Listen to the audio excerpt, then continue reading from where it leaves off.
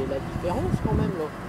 Non? Ouais, faut attendre un peu. Faut attendre encore un Ah peu. bah, parce qu'elle va arriver, nous, l'année dernière, elle était plus haute que nous, la Follavoine. Ah oui. Là, on va passer un peu des Voilà, oui, d'accord. il n'y a pas photo. Ouais. Là, ils doivent pas trop descendre parce que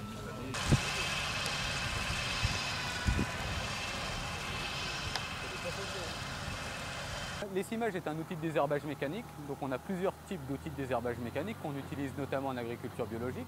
Il y a la roto-étrilleuse, il y a les simeuses, il y a le récupérateur de menu paille, la roto-étrilleuse et la bineuse, qui peut être une bineuse céréale ou une bineuse à culture cerclée. Donc les simeuses s'inscrivent dans ce panel d'outils de désherbage mécanique que l'on peut avoir. Par contre, les simeuses, comme le récupérateur de menu paille, ce sont des outils de rattrapage. C'est-à-dire on les utilise quand généralement ça s'est mal passé avec la hersétrie, la haut rotative ou la bineuse, que les mesures classiques n'ont pas été suffisantes pour contrôler l'enherbement. Donc le principe de l'essimeuse, c'est de sectionner les adventices qui dépassent de la cime des cultures. Donc le point faible de l'essimeuse, c'est forcément, ça s'adapte qu'aux adventices qui sont capables de dépasser de la cime, donc comme la follavoine, comme le chardon, plus difficilement le vulpin, qui ne dépasse pas forcément de la cime, et ça s'adapte bien à des cultures basses, comme la lentille ou comme le pois, où là, forcément, les adventices dépassent plus facilement de la cime de la culture. Donc aujourd'hui, on a deux essimeuses qui ont été présentées, l'essimeuse du constructeur Bionalan et l'essimeuse du constructeur Breton. Il y a bien entendu d'autres constructeurs d'essimeuses qui existent, comme Micheletti ou comme Comcut.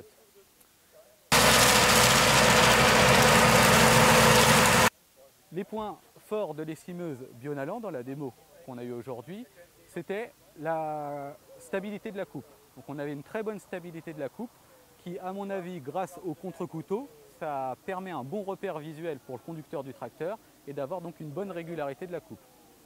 A contrario, pour l'essimeuse Breton, le point fort était la régularité de la coupe.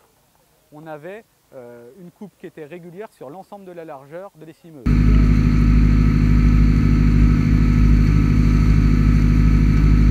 Alors qu'avec l'essimeuse Bionalan, on avait des zones entre les éléments qui n'étaient pas sectionnés. Donc ça fait des petites bandes où on voit les adventices qui ne sont pas sectionnés.